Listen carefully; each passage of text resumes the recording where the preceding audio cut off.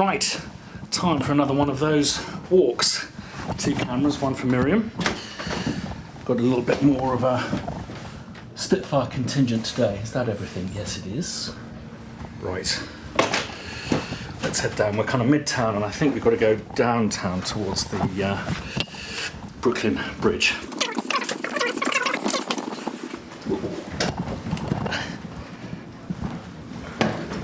Sorry. No worries. And look who's in the lift. How many Roosevelts did we get? 161. Oh my lordy. Yeah, I just got a couple more this morning. Right, we good? Sorry. Oh, we got a dog on? Got a dog on board. What is your name? Oh, hello. Hi. Connecticut. Chicago. I know. You did the one in Los I think my dog would have freaked out and also would Spain. we did get a dog.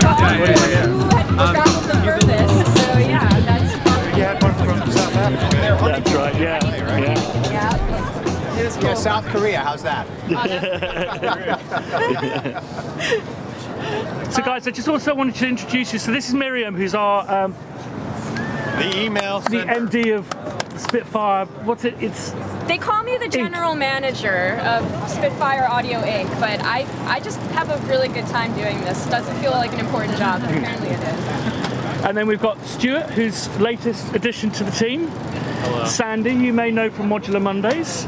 Homai, genius composer, and our CEO Will. So do come and talk to everyone. All right, can everyone hear me? Yeah. Awesome. So we're about to walk across the bridge. I'm so happy the sun came out. Thank you for being here.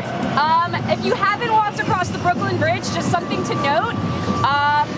It's very narrow, and there's bicyclists and other people and joggers and dogs. So just like be mindful of your surroundings. We don't want anyone getting hurt. And if you can just also remember to stay out of the bike lane. I personally have ridden a bike across that bridge and was pissed off when people stepped in the lane. So stay in the walking lane. Cool? Yeah. And yeah, we're gonna get over the bridge. Everyone's welcome to our co-working space in Dumbo, which is literally just on the other side of the bridge. We'll have some drinks, we'll have some snacks, we'll have demo stations with all of our libraries. I think there's a sneak peek loaded, right, Sandy? Where are you? Yeah, sneak peek of a library. Yeah, so. It's effing good as well. It's a corker. Good advertising. Yeah. Well, no, this is no. I just want to say that this isn't actually. I didn't get into this to be a travelling salesman. So this really, what this is about, is just an opportunity, because you have good taste. It's an opportunity, I think, for people to exchange cards and just to be, you know, kind of. I think that we will do so much better as a community if we kind of come together and realise that we're not on our own, we're not competitors, we're sisters and brothers, and that's what this is all about, really. But, you know, it's nice to have a little sneak peek as well. Awesome. All right, so is it 3:30? That's the time I gave. Is that about right? 6 minutes. Is everyone here? Yes. Yeah, let's do it. Let's do it. So we're heading in that direction. We have to cross, and then the entrance is just across the street. Lead the way, Miriam. Leading the way.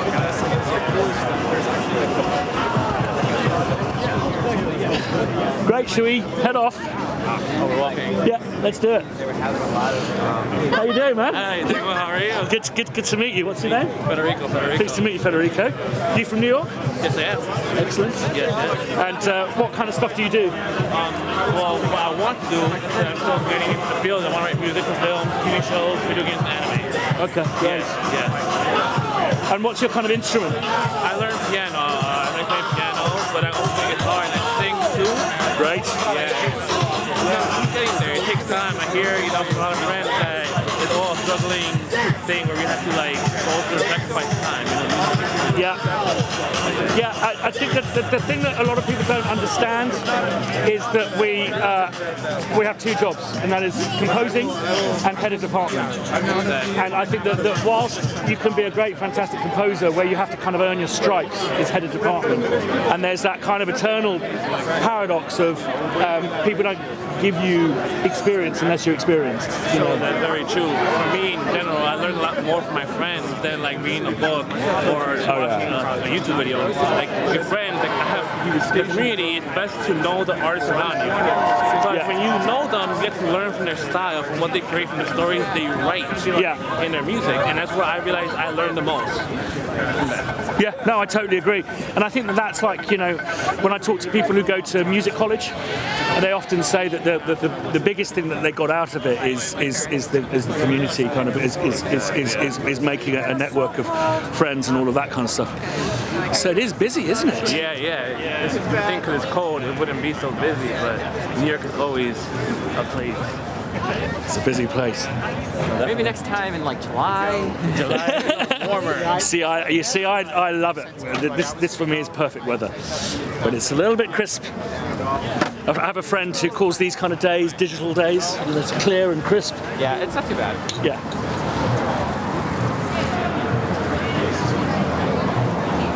But how often do you come to New York?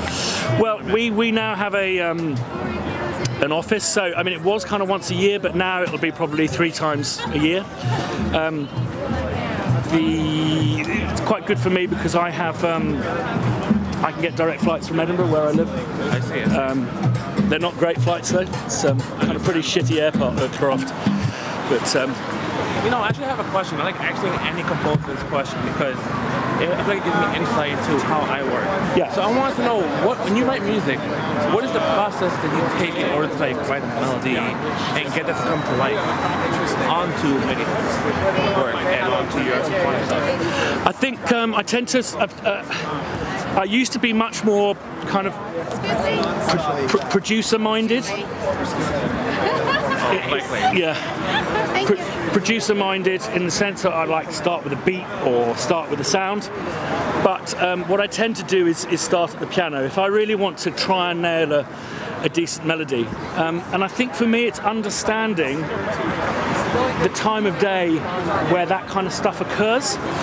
And for me, I find it really annoying, but it's just as I'm about to go to the pub. And I think that what happens is that is a moment where I just release myself and go, I'm finished. So that is the moment where you're actually living in the moment. And they say that that's when creativity happens. That's the prime spot. I have to agree with you with that because sometimes a whole day passes by and I want to go to sleep. And then at some point, it's like ideas just start popping out, boom, boom, boom, everywhere. And you're like, where does it come from? Yeah. Like I was so tired working through my day, and now you want to appear. And it's like, how do you then get out of your bed to just write it? You know? Yeah. Well, I mean, my tip as well is that what I like doing is a thing called a charcoal sketch.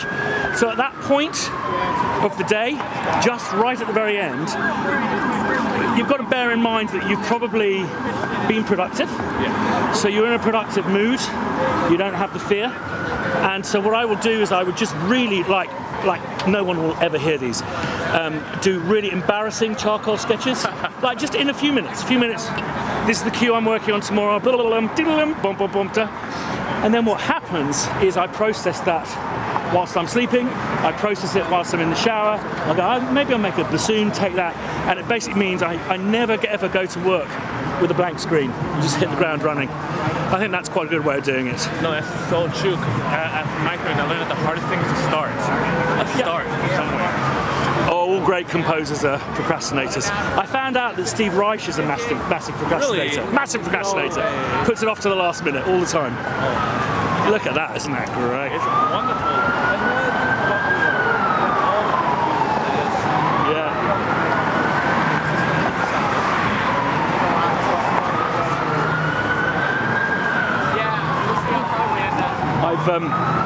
I put a new kind of cage on my camera. Yeah. It's making it too heavy to carry. I'm already, we're not even on the bridge yet and already really suffering. You would think like maybe you should have like a cart that you can just push. We'll get a cameraman. The arm. So what are you up to at the moment? Well, I have a video production company. Right. So I do all the music for that. Oh, brilliant. So that kind of sets us apart a little bit because everybody else is just using libraries. Yeah. Great stuff, fantastic. It's something that I just keep on wanting to do a little bit more of on my vlogs, is actually, I'm really worried that YouTube isn't using people writing music to picture. Yeah. And I'm part of the problem, so I want to do that a bit more. Yeah. Great stuff. And what kind of videos? Mostly like small businesses, non-profits. Right. I'm thinking about, starting some educational stuff too. Just picked up the BBC, so. Oh, fantastic. How are you finding it? I haven't gotten it set up yet. I got it in the mail, and You got it on a drive? yeah, I'm redoing my studio, so just picked up a Mac Pro. Excellent. Oh, really? Yeah. How are they? I don't know. I mean, I haven't set anything up yet, but I got a really good deal on it. It was like a tech company that was just clearing everything out. Okay. So I got it for $1,000. Oh, right. Excellent. Excellent. So So not one of the new. Well, no, not Beasts. yet. Yeah. But if I bought it straight out, it would have been like $4,000. Oh yeah, absolutely, absolutely. It's great. Look at this view. It's insane. But I'm sure that I'm going to be happy with it. Yeah. Because it's like when you hear the people that actually know what they're doing in programming, it sounds really good. Yeah. Someone put up a demo the day before yesterday, which was so clearly just cut and paste some off-the-shelf MIDI into it. Yeah. And you're like, no, dude, you can't do it like that. Well, it's interesting because I faltered for a little bit when people started first putting their demos out, and then I was thinking about it. I was like, most people they're just putting notes in, and they're not thinking about it, or they're coming out of like Sibelius and just putting it straight in. And of course, it's going to sound awful, No, absolutely.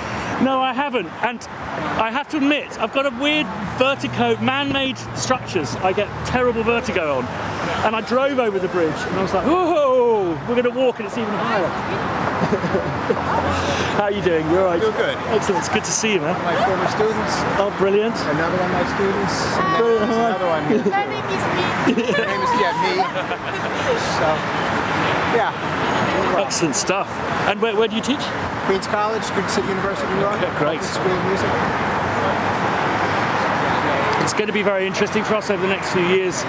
This BBC project is us really. I mean, it's not about us kind of going into an education market, but it is just wanting this idea that you can share files, and I love the idea of. I don't read music, but I learn so much when I say listen to Mars, the planets, and follow a score. I love the idea of following it on a piano roll. It could be, Yeah. Actually, I just got it like last week, so I haven't had a chance to play around with it that much yet. But I'm going to use it. I'm working on the Kennedy Center honors. Okay. Scoring 2 of the short films, and I'm going to use it on one of them, I think. So I'll have a. Great. I think it is a really wonderful sound. Yeah. Don't know if you know a composer called Nitin Sawhney. Fantastic British composer. He called me this morning, having been working with it, and absolutely loves it. I think what I like about it is the dimensions of the room are not dissimilar from Air Studios, with the exception that the roof is a lot lower. So what you get is you get the duplication, the early reflections like you do in Air, so you get that kind of mammoth scale where 12 cellos sound like 20, but you just don't have the reverb tail, so you have the ability to be far more detailed in what you do. To roll off so much low end. Yeah, exactly, absolutely. Well, this is an incredible view. Something I've noticed since you guys released that, I'm seeing a lot more collaboration even just with other libraries. Right, that I didn't see before. No, I totally agree. People going, I don't have that, I have Albion. I did this with it, yeah. Yeah, actually, I was born not too far from the other side of the bridge. Really? Yeah, like about not even quite a mile into that area. It's called the Carroll Gardens area. Wow. My family settled when they emigrated from here 100 years ago to here for 100 years ago. From where? Italy. Italy. Wow. Now, as a Londoner, I feel I find the rest of America very, very foreign to me. But New York feels like a European city. Well, this part of Brooklyn is just changing so much, so rapidly. It's just really shocking for me to see it actually. Right. All the new construction, it's really interesting. Well, I grew up in a really interesting part of town where it was full of artists and had a really, had very, very poor areas and stuff. And it was gentrified beyond belief. And I can't actually go back there anymore. And it was Notting Hill. And it was that bloody film that started the whole process. Oh, is that a Hugh Grant film? Yeah. Yeah, I saw that. See, it's like we're going to move to London. Where do we go? Oh, let's move to where Hugh Grant lives. You have to do the touristy thing and make sure Miriam gets a shot of you in front of the Archies. Okay, thank you. That and you have to get New York pretzel. Do you know, I've never eaten a New York pretzel. Oh, they're all made in China now anyway. So what are you up to? What's your kind of... Getting out of the way at the moment. She was not wrong about it being thin. Yeah. I'm a partner in a recording studio over in New Jersey. Okay. I stab at composing. Yeah. The thing that gives me the impetus to keep going forward, whether it is how much you tell us you started with no experience and look at where you are now. Yeah. The vlogging notwithstanding. Well, thank you. It's yeah, I think often I faced real kind of snobbery because I went to a pretty terrible school, rough school, and didn't get the kind of grounding that I needed for music college, and as a consequence really rubbed up against that horrific snobbery in that world. Right. And I think it's great to be a part of that being kind of done away with. Whether you've done that or not, it's still helped to shape you and influence you. Oh yes, no, in anything, direct you toward where you needed absolutely, to be. No, I totally agree. And if anything, give me motivation, because I think you're either defeated by it or it makes you fucking angry. And, Right. and It's the whole "I'll show you" attitude. yeah, absolutely. And And at the end of the day, they've spent tens of thousands of pounds or dollars or shekels or what have you. well, I was telling this story yesterday that I was basically kind of, because I didn't have the correct foundation, I took a year off before going to music college, and I never went. But so I was just having these kind of catch-up master classes with the person who would have taught me the course that I wanted to go to. And he said to me, "Christian, what music do you listen to other than when you're studying and all of that kind of stuff?" And I lied, instead of saying gangster rap and kind of 70s porn funk. I said, "Oh, I like a bit of jazz." And he said, "Oh, something you'll learn on this course, jazz is for children." And that was it, really. And that was my career aspirations over. It's just like, I don't want to be a part of having to go through that kind of horrific experience of abandoning the things that you love in order to learn how to write terrible atonal music, which is what he was, So it's very interesting. I now appear on a lot of kind of panels with him. He can't remember me. I've never told him, listen, it's because of you that I'm here today, but in all the wrong ways. You see the 1875 up there, Christian? Yeah. Yeah, I never saw that. That's amazing. Bridge for years. And I'm right in saying that when it was erected, it was one of the tallest buildings in New York, I believe. The actual height of this, probably. That iron building was on 23rd Street. Was actually at one point the tallest building in the city.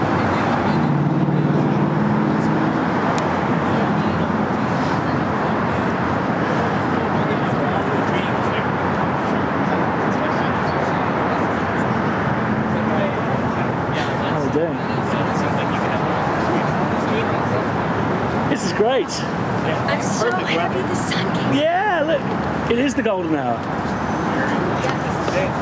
The sun just heard we were coming. How are you doing? I'm doing well. I'm Kellen, by the way. Nice to meet you, Christian. How are you doing? Really good. Excellent. Yeah, happy to be here. No, thanks for coming. I'm so happy at the weather. This is perfect. Yeah, you don't want to come up to the Edinburgh winter solstice one, 22nd of December. I wish I could. I'm actually just missing it. I'll be there in late January. Oh, are you? Yeah. You go in Edinburgh? Yeah. Oh, well, let's go for a pint. Yeah. Oh, absolutely. Yeah, I'll show you the shed. That'd be fantastic. So what are you doing there? I'm moving there. Yeah. Really? Yeah. So I'm moving out there January 11th. And what to do? Freelance, right? Great. Yeah. So like he's the Do bridge, anything I can to the bridge get between myself out there, really. himself and his local audience. Really excited. To Edinburgh? Yeah. Oh, wow. Camera is great. So, do you know where you're living at? Not yet. No. Okay. Heading over with a backpack a little bit bigger than this one, and I'm running up. just kind of figuring it out as I go. Been Well, saving I up mean, the past year. let's hook up. Yeah, You know, and that'd be fantastic. you know, I'm building a kind of node there. Yeah, I heard you announce it. Yeah. Yeah, and just I feel like there's a startup spirit that I want to recreate.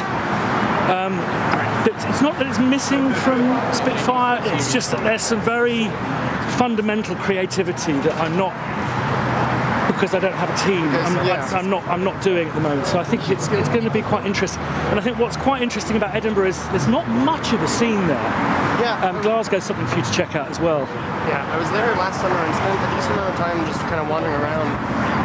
And what inspired me wasn't the music scene, but it was just the feel of being there. It seems like something exciting is about to happen, and it seems like the place to be. Amazing. I don't know. That's it great just to hear totally it. Inspired me. And so have you kind of sorted out visas and all that stuff? I'm an Irish citizen. Oh, right. I can just jump over. There's that weird thing where there's 9 million Irish passports and only 3 million people live in Ireland. Exactly. One of those. I just got real lucky. Great stuff. And what, I mean, as an end goal, what would you love to, is it film, is it TV, is it games? I struggle with that because I went to school for composition, music education too, and that's a big passion of mine. Yeah. And originally when I got into sample libraries, it was to make my mock-ups and finale basically sound a little bit more realistic. But every time I would write something, people would tell me it sounded cinematic. So I thought, I'll go in that direction. Yeah. And it just, I don't know, I kept going from there. And all of a sudden, I'm writing nothing but, orchestral or not. What I could only say is film music, and I love it. And it's so much fun. Yeah. Oh, just when you it's in the same key at least. I don't know. You can create something from nothing. That's creating music to begin with, but This weird sex. I don't know. It is the most fulfilling. Like I'll sit down at 3 in the morning and not move until 11 the following night, and no time will have passed. It's that. That lovely feeling when you go, oh, I'm really hungry. Yes, because it's been 9 hours since I last ate. I haven't stood up. Yeah. It's just I've never felt more fulfilled. Oh, that's amazing. That's great to hear. I'm young. It doesn't make anything anyway, so Yeah. go back to that. But this just it seems like the thing to do and the place to be. Well, I haven't met a huge number of music makers out there, but there is this great, there's a great college, Edinburgh College, which is one of the best stocked music departments I've ever visited, and there's a whole social scene around that, which may be good to introduce you to. Oh, there she is. Sound will be a major sixth floor. Yeah, no, it'd be great to kind of to keep in touch. Sorry? How's the beast? Which is the beast? The modular. Oh, Forget about it. a friend of mine recently said, I quite enjoy listening to the strange bleeps and bloops that come out of that huge hunk of metal. Yeah, I love it. I really do love it. I think I'm revising a few ambitions about the way I want to make the album, rather. Yeah. I was just really obsessed with this idea of not using computers.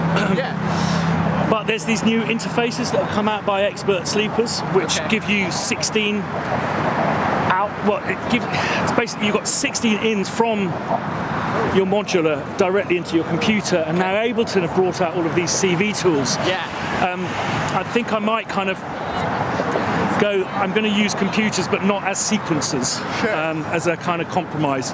But we'll see. But do you know Morton Spotnik? Why do I know that name? West Coast. Okay. West Coast.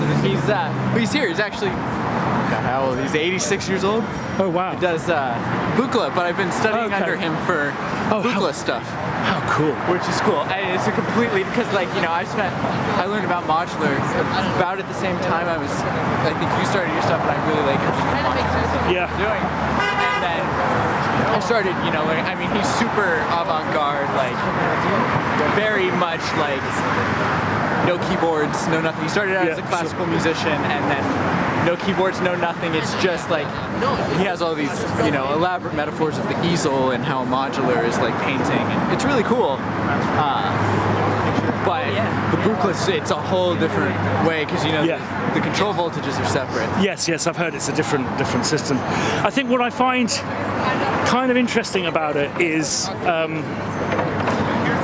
it's at the end of a day of creating a patch, of actually being able to see my thought pattern. Yeah. And how that kind of train of thought has kind of become tangled. Yeah. And it really is quite magical. But as I said, I've not really managed to make a functioning piece of music yet. Sure. And it's been nearly 2 years. Yeah, it's really hard. Yeah. I'm starting to like actually build like a Euro rack right now, because I have a Moog grandmother that I've been Really? I'm in love with. Is it good? It sounds phenomenal. I mean, it's like, if you want the sound of a Moog, it's it. Like, it does it. But now I'm more interested because it's it's fully patchable, but it's, you know, normaled out, so you can just, you don't have to patch anything, you just hit a key and it sounds like a Moog. Yeah. But I've been interested in, because it has the Eurorack patch points, so I've been really interested in running it through like audible instruments like marbles and clouds and all of that, and maybe like I'm just about to get Pamela's new workout. Great, fantastic. Clock it. I think there's something I would recommend looking into, something like maths. Yeah. Sorry, just so you have these some meta blogging right now. You're like 3 people lined up. Sorry. It's okay. It's cool. I think to introduce a whole bunch of different kind of the oscillations, you know, cross oscillations, and that's probably not what they're called. I think it'd be very interesting. Probably be a terrible shot. Get the shot. I'm very self-conscious. There's someone who really knows what they're doing. I have no idea. Have you heard Blank for MS? No. Artist. He's actually in Brooklyn. I'm sure. I have to ask Sandy. Probably. He knows the guy. Yes. No. Sandy's back there. Yeah. It's called Blank for MS. He's a modular guy. Right. Did a whole. He just released an album, an EP yesterday. All modular. Oh, great. Really cool. So what was the name again? Blank, like the word blank, and then dot for MS. Right. I think someone else has recommended that I check that out, so I will do. Yeah. It's cool. Wow, this view is insane. You can get the Statue of Liberty if you think. Yeah. I'm from here, but I gotta be honest, I think I prefer Edinburgh. Really? Have you been? I have not, but thanks to you, I guess You get an idea of, Yeah. I think. I was probably 5 years old. Oh, that's right. Yeah, a long time ago. But it's a good quality of life there. Yeah. It's not as expensive as other capital cities by any stretch of the imagination. And but what it does have is it has these this amazing festival where 2 million people come. The Fringe? Yeah, and it has the Hogmanay, the New Year's, but it also has very big film, TV, literary festivals. So as a consequence, for a city of just 500,000 people, so it's tiny, it's really well spec'd. You know, it's got a lot of infrastructure and great restaurants and all of that kind of stuff. So where are you from? You're from I'm from Westchester, up the river. Okay. I'm Michael from the Grumpy Forum. Oh right! What's your? Should I disclose myself? Michael. Mike T. Oh yeah. With the little black and white swirl. Hi. Well, we're all from the Grumpy Forum. Yes. That's our birthplace. Yes. So. What do you make of New York, Christian? I love it. As a Londoner, I feel it doesn't feel too alien to me. Really? I tell you, if I would say one thing, what's changed about London is that when I used to come to New York, it seemed really busy and noisy, and now it seems a lot more chilled out than London. London is just insane, and that's one of the reasons I had to move to Edinburgh, because it was just it was just not a great place to bring kids up. Right. Just so hectic. Well, that's not a bad endorsement for New York, then, I guess. Yeah. It's it's hard to even people who kind of make a name for themselves here talk. Well, I'm just waiting to go to Los Angeles. Yeah. Like, come on, have a little bit of faith in the area. Absolutely. And it's just a very different vibe. You're okay? Yeah, Lovely I don't mean walk. to interrupt, No. but I just wanted to let you know that I'm planning on getting a group photo with everybody. Okay, great. Just down by this park, which is like across the street from the office, so Sure. follow my lead is basically. Okay, absolutely, will do. So, I was going to say, so are you finding work here? Few and far between, the occasional short film with friends, things that come up. I do my own music and I try to put it out there, but I think I have definitely been a little bit more in the shadows than I should be. So, Right. a lot of what you do has been a reason to, try to jump into the arena a little bit, one step at a time. One thing that I'm noticing, and it doesn't suit all character types, and if I was to be honest, it was something I really failed at, and I used to pretend that it didn't matter, but something I'm noticing with a lot of up-and-coming composers is just visibility within the scene. And I think that there's one person in mind that she's actually a female composer, and if ever I went to a seminar, if ever I did a panel, she was just always there. Right. And it took her years and years and years, but she just became part of the Familiar face. Yeah, familiar the face. I would say the best person at that I've ever met is Daniel Pemberton. Right. He was, and what I'd noticed he would do is he would be at really important events, and he kind of dressed in a very colourful manner, and so people would clock. I saw Daniel Pemberton, that kid Daniel Pemberton. But what he would do is he'd only go for half an hour, and then he'd just get back to work. So that's how, because you think, well, how do I make myself visible if I'm working all the time? It's like, well, that's how he did it. Small slice of time. But with a big red hat. Yeah, exactly. Yeah, I'll be a little more colorful next time. It's a bit drab. Well, I think your presence here is a good omen. Yeah, and what I've heard, Netflix is setting up a studio here. Yeah, I and think Robert De Niro setting up Tribeca Studios. Yeah. Lionsgate, I think, is coming to a little bit up the river to Yonkers. I think they're opening a studio. Although I don't know how much post-production that will have. It's encouraging to see that there's a little bit more of that trickling in here, because you look at New York and you think, well, why isn't there more of that? Yeah. Why is it not comparable to Los Angeles or even London? Yes. I don't think there's any good reason. So I would be thrilled to see that change. Absolutely. I think that there is this rare opportunity with this just explosion of outlets and need for content. I think the biggest revolution really is people consuming content when they're on the go. So one of the things that, if people are spending an hour going to work and an hour coming back from work and are consuming content, 5 times a week, that puts a huge demand. Hey, Yeah, there's- Okay. Where would we be without Miriam, eh? Somewhere. Somewhere. we would have still been at the other suburbs. Exactly. Go to the left. To the left. Or as they say, your other right. Welcome to Brooklyn. So you vlogging? Yeah, you inspired me to start a vlog. Oh, brilliant. What's the vlog? It's called Circuits with Feelings. How nice. And what's the angle? So the angle is, I I try to mix talking about the philosophical and motivational underpinnings of why we're composers. And then I do, at some point I try to do a deep dive into some sort of technical aspect. And I mix it between, I was telling Sandy that if he went into the rabbit hole and went down about 10 or 12 more layers, I'm like down there somewhere. So I try. Some of it's modular, and some of it is more scoring focused. Okay, great. But yeah, and how you find the experience? I love it. Yeah, I love it. Do you find it a bit therapeutic in the sense of you have to really think? I do. You have to process and think things through. I didn't come up with realize solutions. I was going to have to actually write scripts. You know? Yeah. Do you do that?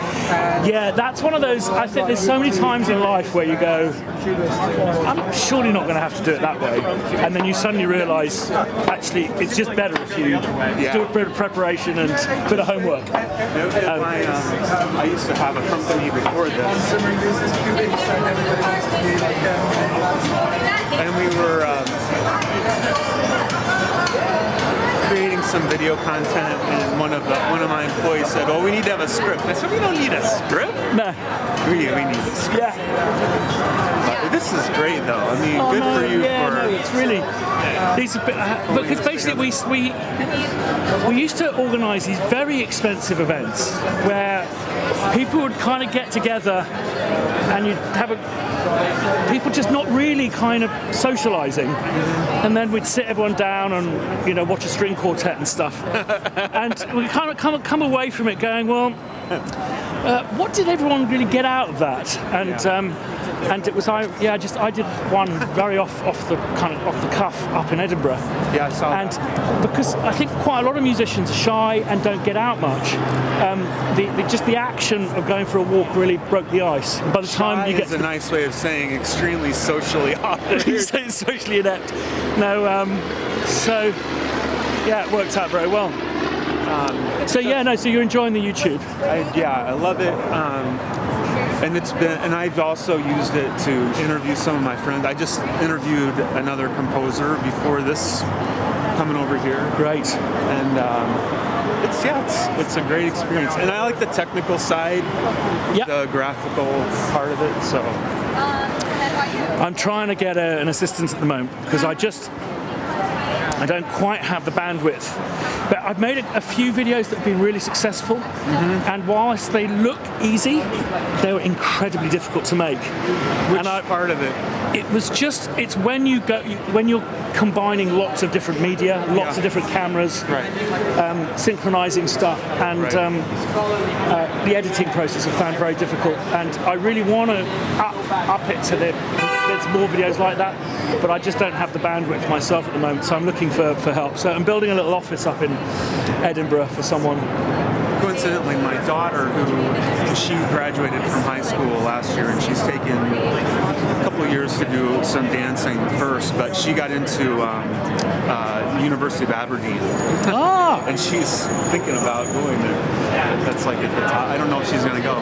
It's very far north. I know, it looks... It gets foggy up there. Yeah, it sounds dreary. But it's a very, very rich town because Is it really? It's oil money, so it's an incredibly affluent place. Oh, she won't like that. Right. Okay. Yeah, but she's very down to earth. Yeah, it's interesting, the education scene up there. There's a massive, I think one of the biggest kind of coding universities in Europe is in Dundee. So the kind of the whole coding scene in Edinburgh is very, very rich, which is good. In my career up until now, I've mainly been working in the commercial world. Right. But I have, over the last 2 years, been trying to make a transition to more long-form scoring and doing my own music. So your videos where you talk about how challenging it is, I can vouch for that, how challenging it is. Yeah. I mean, I think short form is the hardest. It's just so brutal. Well, in advertising. Yeah. It is. but you know, they're just such different worlds with different people, different. So it's also, I don't know if it's happened here in New York, but it's really changed in London that. You know, you used to build up relationships and trust with certain companies and agencies, and now it's just catapult. Yeah. And you suddenly realise that you're not actually briefing composers anymore. You're just getting 50 demos in. Shopping. Yeah, shopping. Yeah. Yeah, we went back with the NYU program. We were visiting Human, like one of the bigger. They're the big 800-pound gorilla. And that's actually how they do it. They send I think like 80 temps on one thing. Yeah, just like whatever, and they see what sticks. Yeah, so you pour yourself into this little baby and send it off into the world, and it's just one of. But that's not commissioning. That's synchronizing. In my mind, it's a search. Yeah. That's part of my motivation to get out of that. Well, that's why we have my business partner Paul, because the arse fell out of being an advert composer. You could kind of live off the two that you got a year, two global ads you got a year, and the $1,000 you got to. Do you have the equivalent of the union that we have here? So you would get residuals as things would air. I mean, I wouldn't say it's a union because it's a commercial entity, but the PRS does fight our corner a lot. But we don't have a composer royalties, but not the. Yeah, but we don't have a. There's the MU, but not all composers are a member of it. Yeah.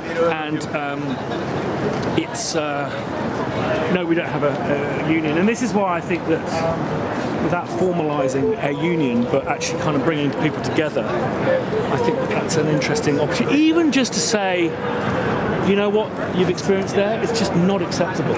You're absolutely right to feel bad about it and walk away from it. So this is a very famous spot, isn't it? Wow, look at that. It's once upon a time in America, isn't it?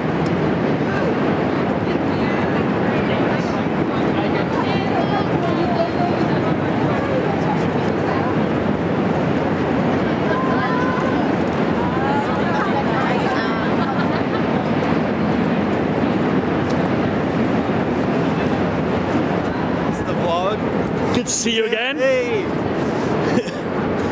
I did a rather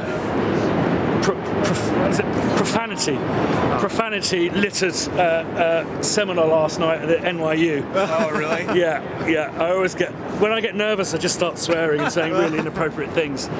But how are you? It's good to see you. Yeah, great to see you. What was the presentation? Well, it was just a talk really with one of your professors, and Mark Swazo. And I just talked about the evolution of sampling over recent years and where I see it going, and how actually it's not really about technology, it's about how I think people's attitudes towards sampling have changed, and how I think it's becoming a way of collaborating with musicians, not a way of replacing them. You seem to be pushing that idea hard with the BBC, creating that template, all that. Absolutely. Which, by the way, the legato, the programming on the legato stuff is crazy. Yeah. You must have put a lot of effort into that. It's quite a dark art, and we got this guy Andy Blaney, who I think is one of the best composers in the world, and he's responsible for how we do legatos, and we're passing his knowledge on to the team. But it is so much of it is just intuition, and so much of what we do is based on making calls as composers. Yeah. It's something we've discovered is, for example, when you're sampling a piano, it's better when it's played by a player as opposed to a machine. Oh, because I didn't even know that was an option. Well, you get the MIDI. Yeah, absolutely. Wow.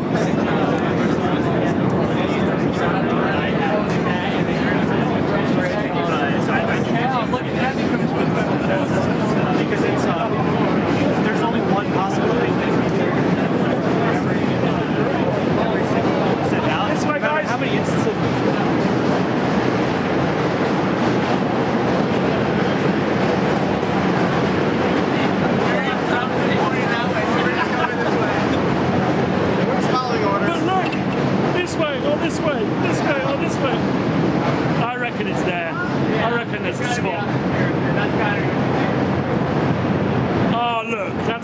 pretty. Yeah, because the WeWork space is just there.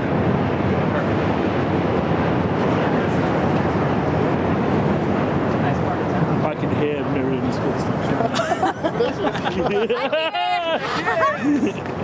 We're going this way.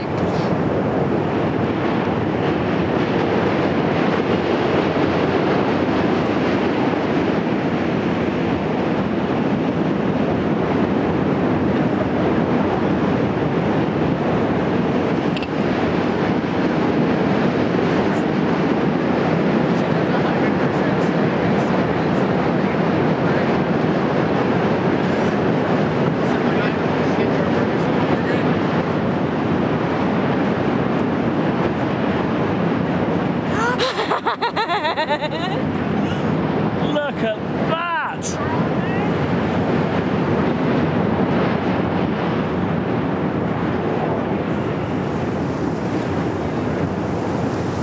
Yeah, I was thinking either just right here, like taking over this whole situation. There's also up there, but maybe if we photos from the bench of. Yeah, that's what I was thinking. Like everyone in there. Well done, amazing. Yeah. I'll put this down here.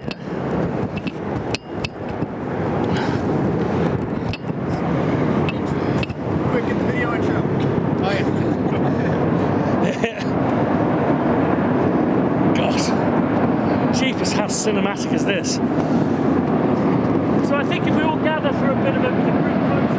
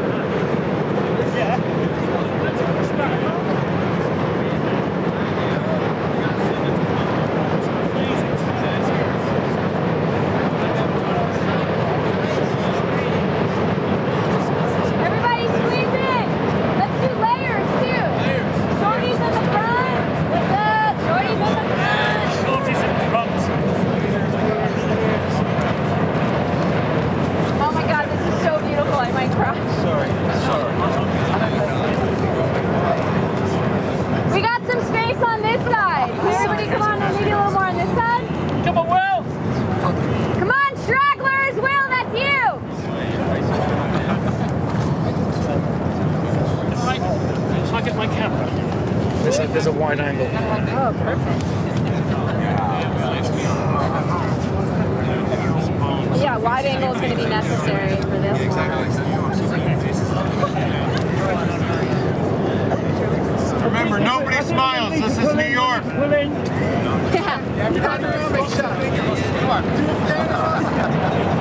that everybody?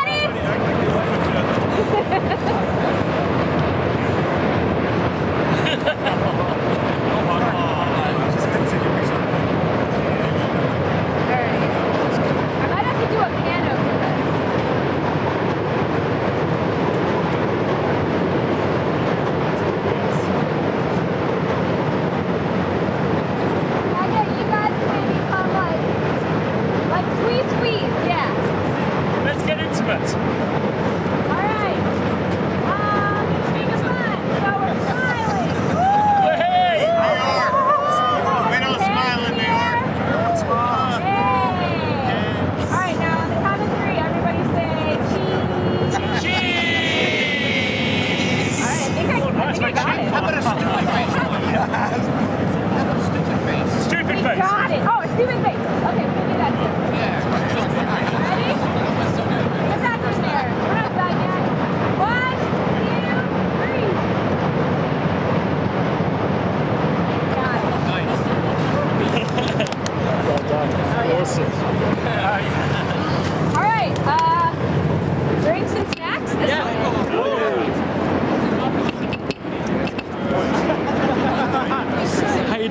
good to see you. How's it going? What's your name? Wanderson. And you from New York? I am from Colombia. Okay. I'm studying here in NYU. Master's degree with Marxism.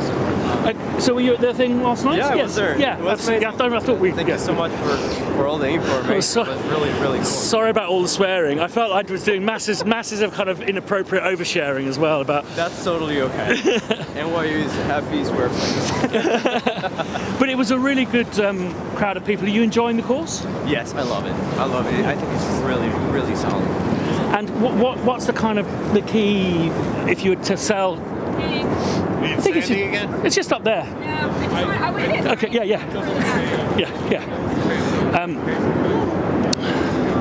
Yeah, it's there. It's either left or right, just up there. I think this way. Oh, you can go around either other.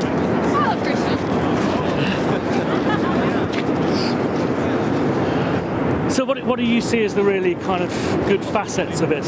Well, one of the great ones is that we have a lot of interaction with the film department at NYU, which is huge. It's like more than 250 people. Oh, wow. Undergrad, and then they also have a graduate program and also the documentary department. So we have a lot of different collaborations and well, that's what you want. Yeah, and directors are really open to working with composers, and we have like composing rooms that we can share with directors to present the ideas and to collaborate with. It's really cool. I mean, and, additional to that, all the training that we get in the technology aspect of the company. And good facilities? Extremely good facilities. Right. Yeah. I would say that it's always improving. Sergey, I don't know if you met him yesterday. He is always trying to improve the ways of teaching in the school and all the equipment that we have. Fantastic. And that's great. I'm glad you're happy. fan of the blog, by the way. Oh, thank you, man. I really appreciate it. Almost every day. Oh, it's a great joy. It really is. Well, that smells a bit fruity. Nice different air.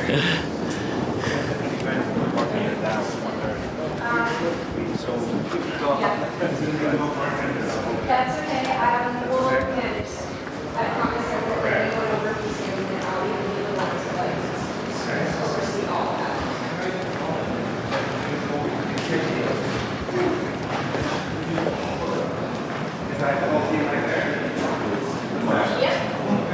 Yeah. Everything okay?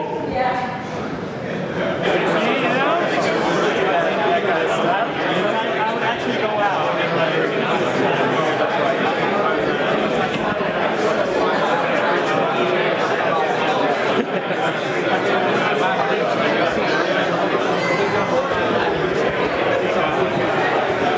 How are we doing? What do you think? There is something about your flautando patches that is truly magical. I don't know what you do with it. Yeah, I think it's the British musicians. They're very good at this. And the BBC flautando patches. Yeah. The jelly. I did some demos with that, and it's mind-blowing. Thanks, man. Brilliant. Well, what an absolutely amazing event this has turned into. Many thanks to Miriam for all of her hard work. And I really would recommend the next time we're in your city for you to join us on one of these walks, because, as I say, it's not about necessarily just meeting the Spitfire team, it's about kind of meeting each other. I've got a walk coming up on the 22nd of December, details down below. That's the winter solstice walk in Edinburgh, and we're hoping to do one in London soon, and we were talking about possibly going to Boston. They're always just great kind of moments just to take a pause and to come together and have a bit of a moan and celebrate and all of those kind of things. So thanks for coming on the walk with us. Sorry I can't keep the cameras rolling inside, but you just simply wouldn't hear anything, and it can maybe act as a kind of a means of us encouraging you to come along in person next time. So thanks as always for watching. Please subscribe if you haven't done, and do ding that bell if you want to be notified the next time I put a video up, and thumbs up for Miriam's hard work. Oh, also that little kind of Twitter comp, I am going to work out who won that, and we'll let you know by DM over the next 24 hours. Sorry for the delay. Speak to you soon, and lots of love. See you later.